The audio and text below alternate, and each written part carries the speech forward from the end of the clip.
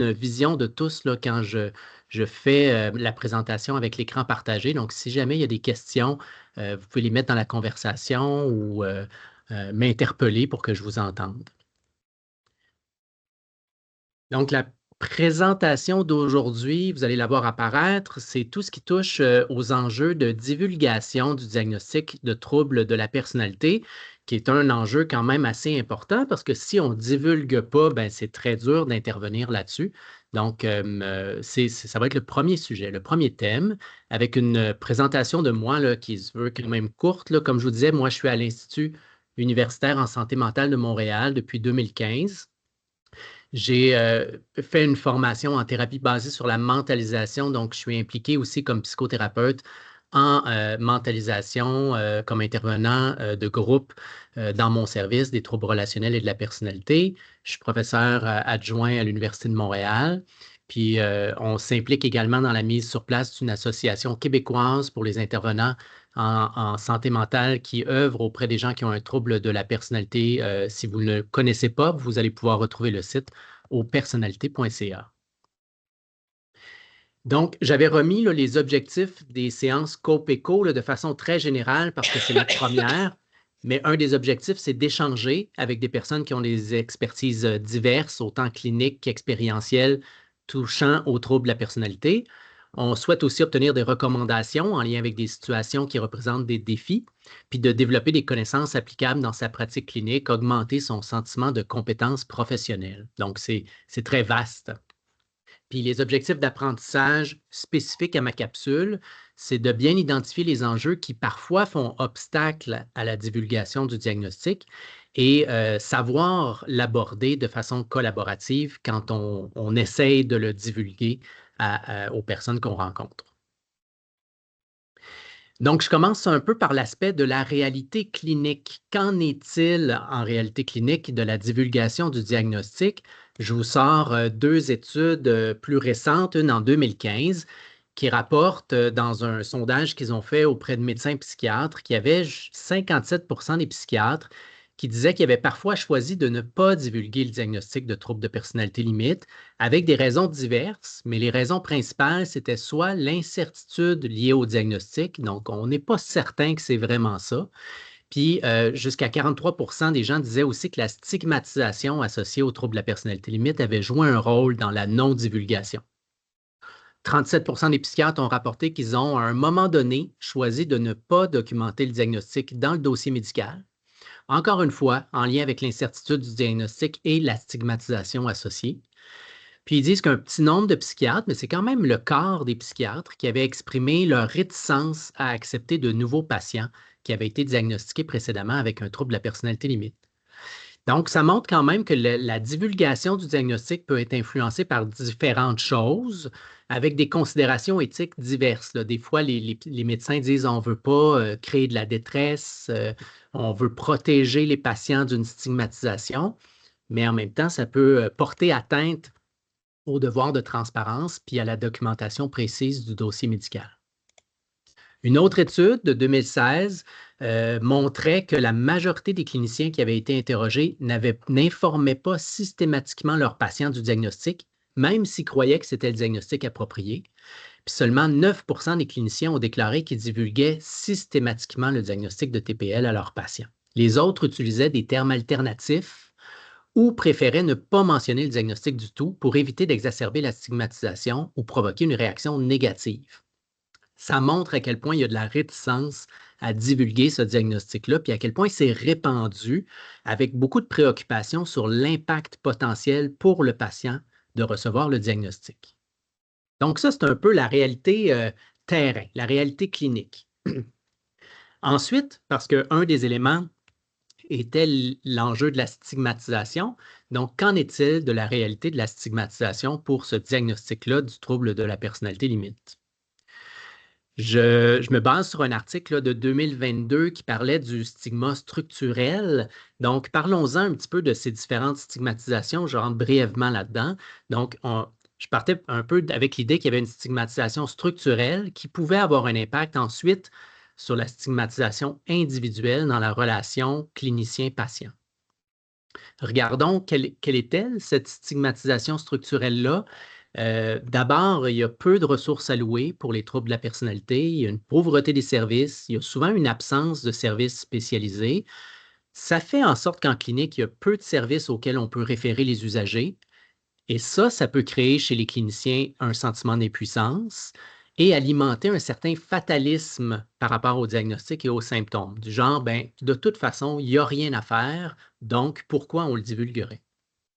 Il y a aussi peu d'enseignement aux professionnels de la santé en lien avec les troubles de la personnalité, donc il y a quand même beaucoup de méconnaissance du diagnostic, une méconnaissance des interventions qui sont à prioriser. Ça peut, ça, alimenter un inconfort à poser le diagnostic et à bien diriger les personnes. Les gens peuvent se dire, je ne saurais pas comment leur expliquer les choses, je ne saurais pas où les diriger. Et cette méconnaissance-là peut faire en sorte que c'est très dur de remettre en question les préjugés et la stigmatisation qui est structurelle dans le réseau par rapport aux troubles de la personnalité. Il y a aussi très peu de sensibilisation populationnelle sur les enjeux de santé publique. Ce n'est pas un diagnostic très médiatisé, très connu. Les gens ont du mal à le retrouver. Donc, ça peut diminuer un certain empowerment des usagers, donc un manque d'appropriation de pouvoir pour les usagers. Les personnes vont souvent tenter d'expliquer leurs difficultés via d'autres diagnostics beaucoup plus populaires au niveau des médias. Donc, ils vont chercher au niveau du TDAH, au niveau du trouble du spectre de l'autisme ou autre, mais ils vont avoir plus de misère à savoir c'est quoi le trouble de personnalité. Et il y a aussi peu de pression publique pour optimiser les interventions parce que c'est peu connu. Et cette stigmatisation structurelle-là, ben, elle a un impact quand le clinicien rencontre la personne en difficulté et la personne peut arriver avec déjà des préjugés en tête, peut avoir tendance à minimiser les symptômes du trouble de la personnalité. Par exemple, certains vont dire, ben, ils n'ont pas leur place en santé mentale, on ne peut pas les traiter avec la médication, donc on n'a rien à leur offrir, l'urgence, ce n'est pas une place pour eux, etc. Il peut y avoir des malaises à poser un diagnostic parce que les personnes sont habitées de préjugés. Ils vont dire, ils vont réagir négativement, ils vont mal le prendre. C'est un peu comme si je les insultais de donner ce diagnostic-là. C'est quelque chose qui peut les habiter euh, parce qu'il y a une vision très négative qui se développe autant au niveau structurel qu'individuel. Donc, au global, malheureusement, sur le plan de la relation, il peut se créer une attitude un peu rejetante et invalidante par rapport au diagnostic comme tel. Qu'en est-il de la réalité des patients? Lorsque les personnes qui présentent un trouble de la personnalité sont questionnées sur qu'est-ce qu'ils désirent ou qu'est-ce qu'ils aiment au niveau de la divulgation du diagnostic, là, on obtient un tout autre tableau. Donc, la réalité des patients, c'est qu'ils ont une préférence pour la divulgation directe. C'est tiré d'une étude là, sur une recherche qui a été faite auprès des patients en 2016. Donc, ils préfèrent une divulgation directe. La majorité des personnes souhaitent être informées de leur diagnostic. Ils estiment que de connaître leur diagnostic, ça leur permet de mieux comprendre leurs conditions, de rechercher des informations appropriées et de participer activement au traitement. Ils peuvent ressentir un soulagement, un sentiment de validation lorsqu'ils sont informés de leur diagnostic. Puis pour eux, c'est souvent perçu comme un point de départ essentiel vers un traitement efficace pour mieux finalement gérer leurs difficultés. Les patients aussi préfèrent lorsqu'il y a une discussion directe et explicite sur la stigmatisation. Ils apprécient que ça soit abordé avec une communication qui est honnête sur la stigmatisation potentielle aussi qu'ils peuvent vivre dans les services de soins, de santé, puis sur les moyens de surmonter cette stigmatisation-là. Ça, c'est perçu comme étant bénéfique et aidant à renforcer aussi la relation thérapeutique. Il y a souvent des réactions positives. Donc, contrairement aux craintes des cliniciens, la plupart des personnes vont réagir positivement au diagnostic. Donc, ils vont souvent recevoir un diagnostic clair comme quelque chose qui leur permet de mettre un mot sur leur expérience puis de commencer à travailler à des solutions thérapeutiques appropriées. Ça montre aussi que la réalité des patients, c'est qu'il y a un retard de diagnostic. L'étude révèle là, que chez les personnes qu'ils avaient approchées, le début des manifestations symptomatiques des difficultés du trouble de la personnalité était à environ l'âge de 12 ans, mais le diagnostic n'a été posé qu'à environ l'âge de 30 ans. Donc, un retard de diagnostic d'environ 18 ans pour les participants à l'étude. Puis les participants exprimaient qu'un diagnostic précoce aurait pu être bénéfique pour eux pour initier le traitement adapté plus rapidement, notamment pendant l'adolescence. Les personnes aussi présentaient le fait qu'il y avait une importance que le processus diagnostique soit bienveillant. Donc, ils recommandaient là, que ce soit fait de façon informative, compatissante, non stigmatisante, avec 4 étapes, bien expliquer le processus du diagnostic, effectuer une évaluation approfondie, expliquer les caractéristiques du trouble de la personnalité, puis le mettre en lien avec les manifestations dans la vie de la personne et lier le diagnostic à une planification du traitement. Les patients disaient que ça, c'était la façon de le présenter de façon bienveillante qui était la plus appropriée. Puis, les participants à l'étude notaient quand même qu'il y avait une évolution des pratiques cliniques. Donc, dans les dernières années, les personnes réussissaient quand même à recevoir le diagnostic de façon peut-être un peu plus précoce, avec des expériences un petit peu plus positives par rapport aux services de santé. Maintenant qu'on a vu la réalité clinique, la réalité de la stigmatisation, la réalité des personnes qui présentent un trouble de la personnalité, allons-y plus vers les ingrédients de la divulgation. Donc, si on est convaincu qu'il faut divulguer, maintenant, comment on peut le faire? Je vous mets pêle-mêle plusieurs ingrédients qui m'apparaissent, moi, assez centrales à l'aspect de la divulgation. D'abord, comme c'était mentionné dans l'étude que je viens de vous présenter, expliquer le processus. Donc, tenter, lors de la rencontre d'évaluation ou des rencontres d'évaluation, de rendre explicite le plus possible ce qu'on va tenter de chercher lors de l'évaluation de la personne qui est en face de nous. Je vous donne un exemple. Quelqu'un pourrait très bien dire, j'entends que les choses sont difficiles pour vous récemment, en conséquence que vous n'allez pas bien. J'aimerais ça prendre le temps avec vous de voir les difficultés que vous avez pu avoir au cours de votre vie. Par exemple, la façon dont vous vivez vos émotions, votre façon d'entrer en relation ou comment vous fonctionnez dans différents contextes. J'ai l'impression que si je réussis à avoir une image de ça au fil des années, je vais mieux comprendre les difficultés que vous avez encore à l'heure actuelle. Est-ce que ça vous convient? Donc, cette façon-là de montrer ce qu'on veut aller chercher à la personne qui est devant nous, de l'orienter dans notre questionnaire, c'est une des façons finalement de le faire de façon collaborative. Donc, on est deux maintenant à chercher quelque chose ensemble. Le deuxième ingrédient, c'était de faire une évaluation approfondie, telle que l'étude le disait. Donc, c'est bien certain que le trouble de la personnalité, ça apparaît souvent jeune. Donc, l'histoire longitudinale, l'histoire du développement, l'histoire familiale, l'histoire des relations, des emplois, etc., au fil du temps, c'est un incontournable. L'évolution est liée souvent aux contextes psychosociaux au fil du temps. Donc, ce qui se passe dans l'environnement de l'individu va avoir beaucoup d'impact sur les manifestations symptomatiques. Donc, c'est des difficultés qui sont là de façon chronique ou chroniquement épisodique. Et les comorbidités, elles sont nombreuses. Et souvent, les gens qui ont vécu qui ont un trouble de la personnalité ont vécu aussi des expériences adverses, un vécu d'invalidation, de la stigmatisation, etc. Donc, dans ce contexte-là, de refaire une histoire relativement étoffée du fonctionnement au long cours, des événements de vie, prendre le temps d'écouter la personne, se montrer curieux, intéressé, c'est clair que c'est un des ingrédients majeurs du fait que la divulgation va bien se passer par la suite. On imagine que si un clinicien rencontre quelqu'un 15 minutes sur un bar de table puis dit moi, je sais ce que vous avez, c'est un trouble de la personnalité, bien, c'est fort possible que la divulgation se déroule moins bien que si la personne a eu l'impression d'être bien entendue dans sa complexité et dans son chemin de vie également. Ensuite, un autre aspect qui apparaît particulièrement important, c'est de prendre une position d'humilité. On le sait, en santé mentale, les diagnostics sont complexes, ils ne sont pas coupés au couteau. Souvent, moi, le phrasé que je vais utiliser avec les patients, c'est de dire, je suis très conscient qu'on ne fait pas le tour d'une personne en une seule rencontre, surtout dans le contexte de tout ce que vous avez vécu, mais j'ai quand même l'impression d'avoir une image de ce qui peut vous causer des difficultés au cours de votre vie.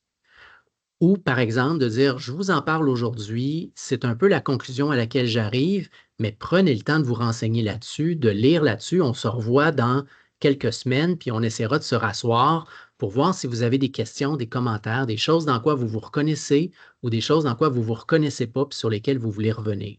Donc, cette position basse d'humilité, c'est probablement quelque chose qui rend le diagnostic beaucoup plus acceptable que quelqu'un qui va s'asseoir puis qui va faire comme s'il y avait eu réponse à tout en disant: «C'est clair, ça, c'est votre difficulté, maintenant débrouillez-vous avec ça». Ce que je fais aussi beaucoup dans les aspects de divulgation, c'est de prendre le temps de regarder les critères en collaboration avec la personne. Les critères diagnostiques, ce sont des choses que les gens vont chercher allègrement maintenant sur le web, donc ça leur est accessible. Donc pour moi, c'est très pertinent de prendre le temps. Souvent, j'imprime une feuille avec, à la personne devant moi, puis on prend le temps de regarder chacun des critères, puis d'essayer de lier chacun des critères à ce qui me fait penser qu'il puisse être présent dans la vie de la personne. Un autre des ingrédients qui apparaît très important dans la divulgation, c'est de donner des explications, de tenter de normaliser et de déstigmatiser. Je parlais de la stigmatisation qui existe au niveau structurel individuel. On sait que c'est des gens qui risquent d'être stigmatisés dans leur chemin de soins. Donc, de prendre le temps d'aborder ça puis d'en parler, c'est important. Souvent, ce que je vais dire aux gens, c'est tout le monde a une personnalité en soi, c'est pas une maladie d'avoir une personnalité. Donc, il y a un peu un souhait à ce moment-là de normaliser, puis d'aller aussi vers l'universel, d'avoir des traits de personnalité. On parle d'un trouble de la personnalité quand il y a certains aspects de notre personnalité qui nous mettent dans le pétrin, qui nous mettent dans le trouble. Donc, vous n'êtes pas malade d'avoir une personnalité, mais il y a certains traits de votre personnalité qui peuvent vraiment vous mettre dans le trouble, par exemple. Vous n'êtes pas seul, il y a de plus en plus d'informations qui sont disponibles sur le trouble de la personnalité limite. Allez prendre le temps de lire. Il y a quelque chose là aussi qui vient redonner du pouvoir à la personne à qui on divulgue le diagnostic. On peut faire de la psychoéducation, puis la psychoéducation, c'est pas nécessairement quelque chose qui se fait en 8 rencontres d'1 h 30. Là, on peut le faire quand même relativement rapidement. Souvent, les messages clés qui sont souhaités être donnés à la personne, c'est de parler de l'aspect étiologique. Donc, par exemple, le fait de dire qu'il y a des aspects de notre personnalité qui nous mettent dans le pétrin, qui ne sont pas de notre faute, bien entendu, qui viennent de notre génétique, qui viennent de notre environnement de vie. En même temps, même si ce n'est pas de notre faute, ce qui nous cause des difficultés, bien, on est maintenant responsable de ce qu'on va faire avec ces difficultés-là maintenant dans notre vie. Au niveau de la prévalence, vous n'êtes pas seul, c'est un trouble très prévalent qui est très présent. C'est vrai qu'on n'en entend pas beaucoup parler, mais il est très présent et c'est très fréquent. Au niveau de la vulnérabilité, vous êtes des hypersensibles émotifs, vos émotions sont intenses, ça fait partie de vous. C'est correct, mais maintenant, il faut aussi être proactif puis essayer de voir à quel moment vos émotions vous jouent des tours, de quelle façon vos émotions vous jouent des tours, puis comment vous allez pouvoir mieux faire votre vie malgré cette sensibilité-là. Les bases physiologiques, vos difficultés, elles sont réelles, elles ne sont pas inventées. Il y a des substrats physiologiques réels en arrière de ces difficultés-là, mais ça ne veut pas dire que vous êtes condamné à les avoir. Ça se travaille, ça se module au fil du temps. Donc, dans l'évolution, des améliorations se produisent avec le temps. Il y a de l'espoir. Il y a une majorité de personnes qui vont pouvoir changer les choses et être beaucoup moins souffrants au fil du temps. Puis au niveau du traitement, les traitements peuvent aider. Vous, vous pouvez faire des changements, mais il existe aussi des traitements que vous pouvez avoir pour obtenir du soutien et vous aider. Ce que j'essaie beaucoup aussi lorsqu'il y a divulgation, c'est de favoriser en même temps une mise en action. On ne souhaite pas que le diagnostic soit quelque chose qui apparaît impossible à modifier pour la personne, qui apparaît comme une impasse, puis qu'il y a un grand sentiment d'impuissance qui monte dans la personne. Donc, on veut favoriser une mise en action. Donc, référez-vous vers des lectures. Je donne souvent beaucoup de bibliothérapie, que ce soit de la lecture de livres, de la lecture de sites web. Puis j'essaie de favoriser ce que j'appelle une réappropriation du pouvoir, l'empowerment. Donc, vous pouvez vous montrer actif dans votre établissement. Notamment, le trouble de personnalité vient avec souvent beaucoup de comorbidité, usage de substances ou autres difficultés. Donc, prenez le temps d'aborder ça et d'essayer de le travailler, d'avoir de meilleurs contrôles sur ces difficultés-là. Améliorer vos habitudes de vie. Lorsqu'on sait qu'on est hypersensible, hyperémotif, ça vaut la peine de se mettre dans des conditions qui sont optimales, donc ce qui est sommeil, alimentation, exercice physique, Puis évitez de vous retirer même si les contacts sociaux sont difficiles, etc. Donc, évitez la désinsertion sociale, professionnelle, restez présent et actif à la vie sociale et communautaire. Et lorsque je tente d'orienter les gens vers des lectures ou vers ce que j'appelle de la bibliothérapie, mais je les mets souvent en lien avec des sites web qui sont existants. Je vous parlais de personnalité.ca où on a regroupé des vidéos psychoéducatives, des formulaires psychoéducatifs, des outils, etc. Je les oriente aussi souvent vers le site tcdmontréal.com où il y a plein d'outils de thérapie comportementale dialectique. Je les oriente vers des lectures, souvent le Manuel du Borderline, qui est un livre fait en Suisse qui est très, très bon. Retrouver son équilibre, mieux vivre avec la personnalité limite. Euh, on, on parle aussi pas suffisamment souvent de l'implication des proches et de la famille dans le rétablissement des personnes chez qui on fait un diagnostic, mais c'est souvent un moment assez important pour que la famille s'implique aussi activement dans ce qui est recherche sur le diagnostic et comment s'impliquer de façon appropriée. Donc, souvent, je donne la référence vers des organismes comme Sage Bear, Connexion familiale, Arborescence, etc. Puis pour tout ce qui est des comorbidités, mais souvent, je vais remettre aussi des lectures possibles pour les troubles qui sont associés, troubles d'usage de substances, troubles alimentaires, troubles anxieux, troubles liés à un trauma, etc. Je pense qu'il y a un aspect qui peut être très aidant quand les gens se renseignent de façon plus large sur leurs difficultés également. Puis je les réfère notamment au site de personnalité.ca où la plupart des informations que je viens de vous nommer se retrouvent. Donc voilà pour la présentation. Est-ce que je suis dans mon temps, Marie-Christelle, pour la présentation? Parfaitement. D'après moi, Parfait. vous vous êtes pratiqué parce que c'est Ah parfaitement 20 voilà. minutes. Merci beaucoup. Faut dire qu'on est assez serré dans le temps. Donc, super. Donc, on s'est rendu à la période de questions, échanges, commentaires sur la présentation de Dr. Poirier qui a été très intéressante et enrichissante. Pardon. Donc, est-ce que quelqu'un voudrait réagir, intervenir?